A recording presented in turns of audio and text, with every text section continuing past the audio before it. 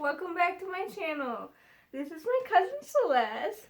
Hello. She's also in theater and I thought it would be really fun to have her sit down with a video for me. Today's video is going to be about some crazy things that happen in theater, especially when you're disabled. So it's going to be titled... The show must go on. The show must go on. So we're just gonna go through a couple of things that, like, stories between us that we've kind of encountered. After Sienna told me that she was gonna go to school for theater, I was really excited because I've been now doing theater professionally for 5 years. I mostly am a music theater performer, so that's super fun. And yeah, it's been an adventure so far, so it's been fun to kind of tell her about the performer side of it. And she's also had to do performance stuff, but why don't you tell them about your first day of class? Oh, so my first day of class, I was in, like, one of our, it's called period decor. It's just going through, like, different design periods and, like, what kind of furniture and stuff was in it. But my first day of that class, I was rolling in on my scooter and I, like, accidentally locked my scooter, like, locked up, and I, like, lost control of it for a second, and I ran into the bookcase and, like, all this other stuff that was on the wall, and that was my first impression. I hadn't even talked to anybody, didn't say a word. It was in the first, like, 5 seconds I was in the room, so that was fun. What an adventure. First impressions are great. So fun. Yeah. Oh my gosh. Well, I have a good story. So there was this one time, this was not in a class, but I was on stage and the show was called Junie B. Jones, and there's this scene where we're all supposed to be sitting at the desk and it's supposed to be a freeze. And well, I started getting the hiccups, and not just the normal kind of hiccups, it was like the kind that are painful and loud. And I know that you know what I mean. Yes.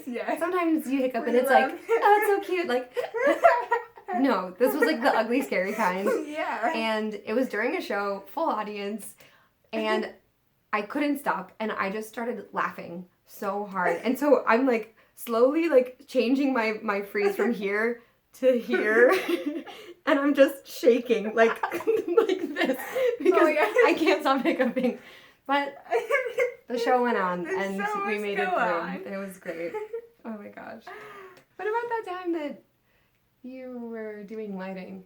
Oh, okay. So my first school, I've been to 2 schools for theater. My first school was just to get all my basics taken care of, but I was also doing shows for them. This one day we were doing, it was called Real Inspector Hound. And we had a gunshot on stage, which is not great for somebody that has issues with loud noises, and like, I'm very jumpy with a lot of things. So my director decided he was gonna walk in the moment, like moments before this gunshot was gonna go off, and my, like, sound guy was trying to make sure that I was, like, ready for this sound so I, like, wouldn't mess up, because I also had a huge, like, the biggest lighting cue of the entire show, like, on this gunshot. And my director, he started talking to us, and I ended up falling off my chair because I was trying to pay attention to both things at the same time, and it did not have. Needless to say that lighting cue didn't happen the way it was supposed to, and that was fun. And when I heard the story, my mom calls me, who's her aunt, and she's like, well, we were all in the audience, and this light just seemed really weird and a little delayed, and we all thought, well, something happened with Sienna. So, yep. We love her very much. We love that. It's fine. I love that for you. It was just really embarrassing, and I felt really bad because everyone in the booth was freaking out, and I was like, can we just go, like, can we not? Let's just, yeah. It's fine. I have another falling story. It's not about me falling, but it's about my skirt falling. Oh, yeah. Oh, that happened too. So last year, I guess it was 2 years now. I don't know. Whatever. moments on stage when the show must go on. I was in Joseph in the Amazing Technicolor Dreamcoat, which is the longest title. The longest name in the world for a play. Just, who decided that? Well, we all know. But anyway, so we're in this scene, and I'm dancing, and we have this part where, like, our partner grabs us by the waist and, like, lifts us up, right? And we have these, like, big baggy pants on. It's, like, the Western number. And so we all have boots and, like, these baggy pants on and then these big skirts over them. Well, my partner grabs me, and the hook of my skirt unhooks, and my skirt falls to the ground. But the audience notices it and bursts into laughter. And I'm so focused on dancing that I didn't even know what happened. And I'm like, why is everyone laughing? And then I try to go step to the next part of the dance and couldn't because my skirt was, like, literally holding me in one place. And I was like, oh, ah. So I ended up looking down at the ground, and I was like, what do? Oh my gosh, you have a split second to just think about what's next. Right. And so I grabbed my skirt, and I literally just started waving it over my head for the whole rest of the number. But I mean, the show must go on, right? Bingo. Oh my gosh. Okay, so then, like, another thing we wanted to talk about was showing the audience, like, as somebody with special needs, whether you're an actor or in tech, I think it's always important. Like, I also, like, teach dance and stuff like that. So my motto has always been show the audience what you can do, not what you can't do, right? So what do you have thoughts about? So, at least for the tech people, at least for the people in my school, they're pretty good at asking, like, if I need help for certain things. But especially, like, last year when I first came there was a lot of, like, trial and error in terms of, like, getting people on board with what I would need help with. So the biggest thing I can think of is, like, moving around the space, because the space that I have isn't really as accessible as I would like it. So both of our booths, we have 2 theaters in my school. One's a proscenium, bigger stage that has, like, I think, like, 130 seats or something, maybe a little bit more than that. Oh.